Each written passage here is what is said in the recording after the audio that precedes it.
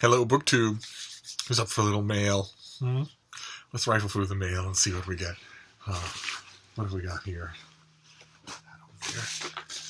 What have we got here? This one is oddly shaped. Oh, no, okay. Okay, alright. It is oddly shaped, but it's not for us. This is a Kirkus review. Oh my god. It's not even a book. It's just pages. Okay. Alright, that's great. Fine. Some authors like to go, self-published authors, that's all I do for Kirkus is indie publishers. Some of them like to go forward into the process of self-publishing and getting the word out about their book with a Kirkus review already in place. And they hope for the best. They hope that the reviewer will like their book. So let's see what this next one is. Oh, very good. Okay. This is, I don't know if this is technically considered YA or not. But anyway, this comes out on the 1st of May. Get this all lined up here. This is R.F. Kuang, The Poppy War. They trained her for a war. She intends to end it. She's a peasant, she's a student, she's a soldier, she's a goddess. She's YA. When Rin aced the Keiju, the empire-wide test to find the most talented youth to study at the academies, it was a shock to everyone, almost like she was the chosen one. To the test officials, who couldn't believe a war orphan from Rooster Province could pass without cheating, to Rin's guardians, who always thought they'd be able to marry Rin off to further their criminal enterprise, probably to a brutish man, probably over her objections, probably with a lot of corporal punishment. To Rin herself, who realized she now finally freed of the servitude and despair that had made up her daily existence, slopping out the pig pens, scrubbing down stone floors with a toothbrush, that sort of thing. Now, she got into Sinigard, the most elite military school in the Nikara Empire, was even more satisfying, but surprises aren't always good. It's an elite academy, they're brutal, they're Spartan, they have nonsensically severe disciplinary procedures, and almost as soon as she gets there, she finds herself deeply attracted to both a brooding troublemaker and a loner, and a equally handsome but not at all brooding sort of, I don't know, bumbling boy toy. And she really doesn't know which one she prefers. I mean, it's so hard to choose. On the one hand, I like the bad boy, but on the other hand, I like the marriageable stability of the good boy. And it's not just her heart that's on the line, it's the whole empire, the whole province, the whole academy, all of it rides on that. Being a dark-skinned peasant girl from the south is not an easy thing at Sinigard. Rin is targeted from the outset by rival classmates because of her color, poverty, and gender. Driven to desperation, she discovers she possesses a lethal, unearthly power, an aptitude for the nearly mythical art of shamanism. Exploring the depths of her gift with the help of a seemingly insane teacher and a psychoactive substances, Rin learns that gods long thought dead are very much alive, and that mastering control over her powers could mean more than just surviving school. Okay. Alright, well, alright, so The Poppy War is this author's first novel. It's her debut, it's a beautiful production, and it's due on the 1st of May, so I will certainly read it. I will read it this week. And you know from watching this channel how much I love debut novels of any kind. I am all on the author's side. I want the author to succeed, but even so, that was an intensely cliched plot description. This book is intensely cliched material. So there's no hope that you're going to read something you haven't read a million times before. So the only hope for this book is going to be the author's execution, which I guess is the fondest hope of any book, but still. I've chosen one with hidden powers at a military academy. Okay. All right. I've been reading that sort of stuff for a long time. Not just in YA. That whole cycle of cliches was old when Anne McCaffrey wrote Dragonflight. I don't know. It could very well be good. I think we could do better. I think that the YA genre of fantasy could serve its readers better. by maybe saying, okay, enough with the chosen one. Enough with the love triangle. And that plot description didn't mention a love triangle, but there's no chance there won't be one, right? If every other cliche is in place, there's no chance there won't be one. Maybe readership would be well served by declaring a moratorium on that kind of stuff. Just, okay, it has been overdone. Let's stop doing it. But it could be that the book's acquirers saw something in it that jumped out despite all that. So I will report back. This next one is Straight Up History by James Horn. This is 1619, Jamestown and the Origin of American Democracy. Along the banks of the James River in Virginia, during the oppressively hot spell in the middle of the summer of 1619, two events occurred within weeks of each other that would profoundly shape the course of history. In the newly built church at Jamestown, the General Assembly, the first gathering of a representative governing body in America. I'm sure that this pub sheet means to say the first gathering of a European governing body in America. I'm sure that's what was meant by a few weeks later, a battered privateer entered the Chesapeake Bay carrying the first American slaves to land on mainland English America.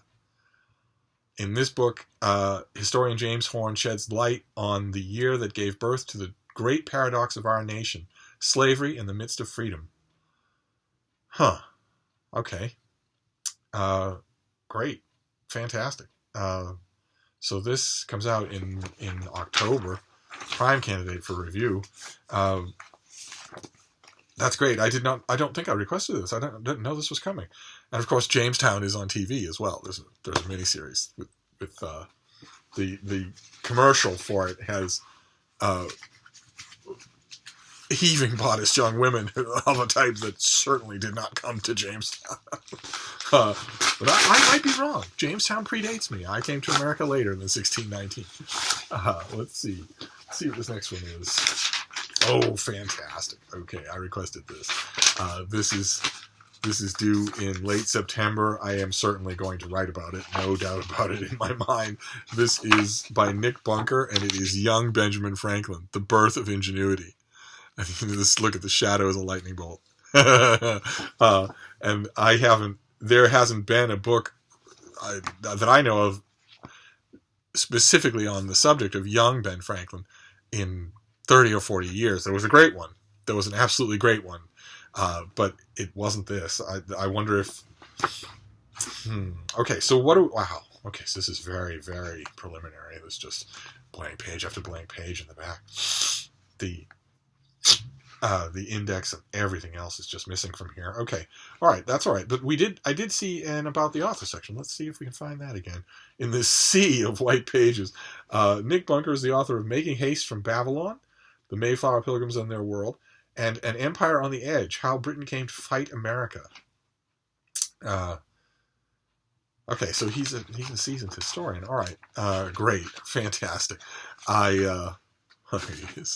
There's the boy. I love reading about Franklin, so that's great. And the last book on the subject was tremendously good, so this has big shoes to fill.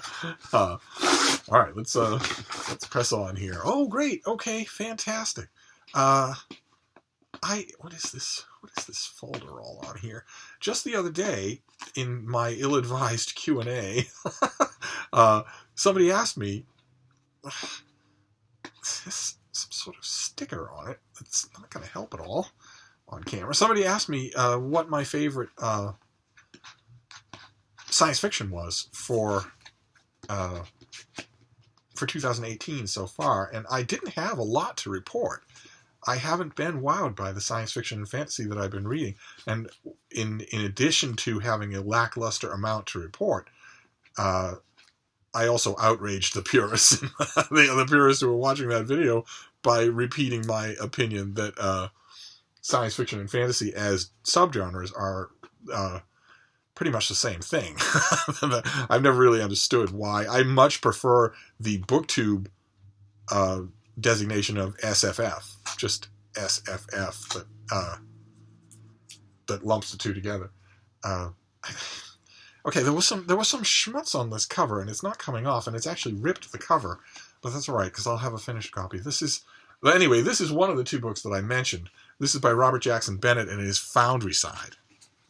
Let's see if you can make that out. There was a publicity sticker with a bunch of junk on it there, but it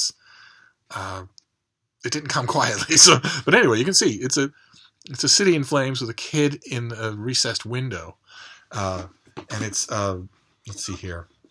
In a city that runs on industrialized magic, a secret war will be fought to overwrite reality itself. This is the first in a dazzling new series, we're told. Sancio Grado is a thief and a damn good one, and her latest target, a heavily guarded warehouse on Tavane's docks, is nothing her unique abilities can't handle. But unbeknownst to her, Sancy has been sent to steal an artifact of unimaginable power, an object that could revolutionize the magical technology known as scriving. The merchant houses who control this magic, the art of using coded commands to imbue everyday objects with sentience, have already used it to transform Tavane into a vast, remorseless capitalist machine. But if they can unlock the artifact's secrets, they will rewrite the world itself to suit their aims.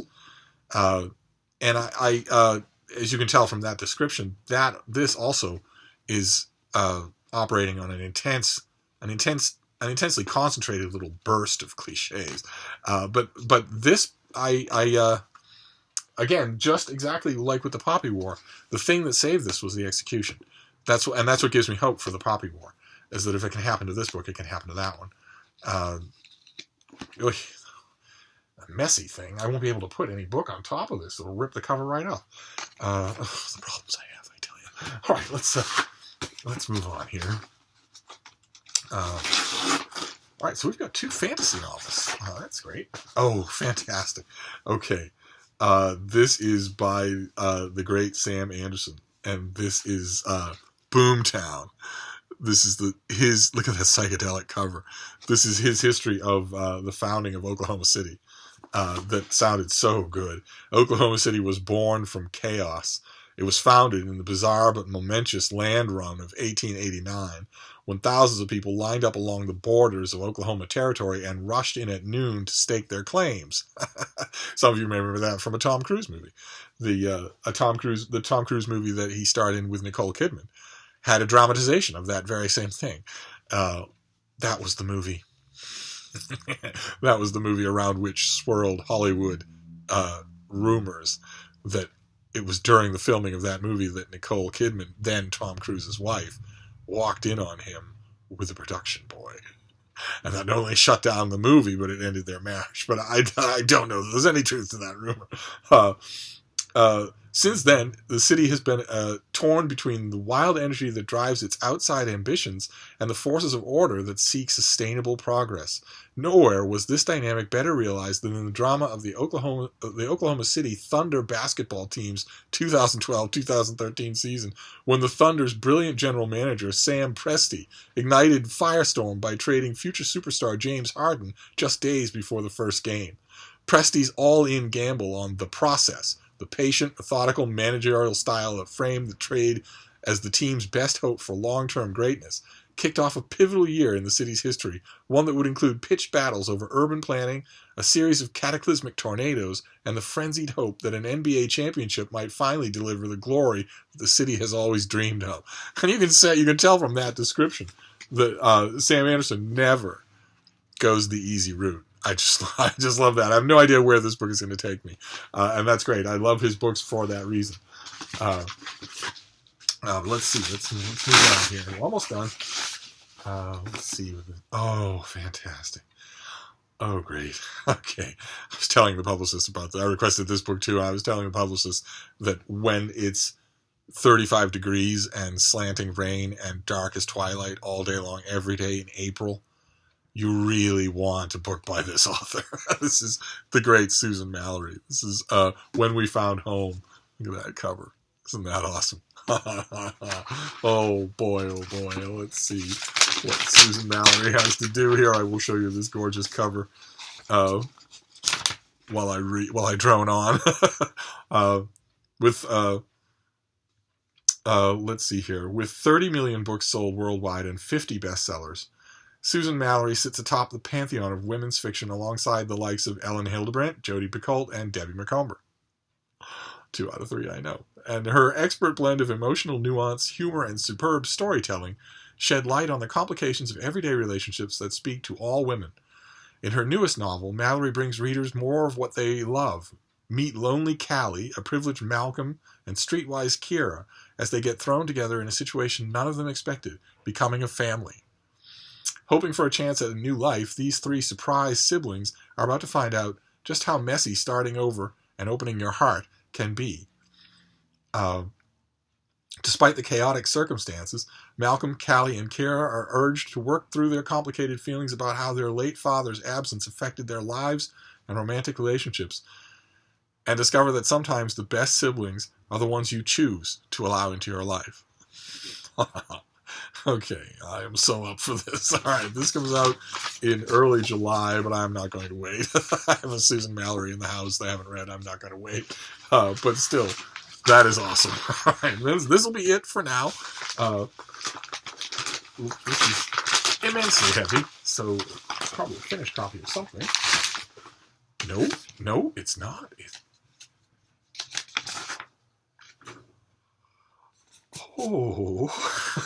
Oh my. Oh my. Okay.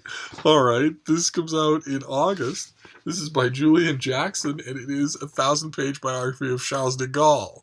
I did not know this was coming.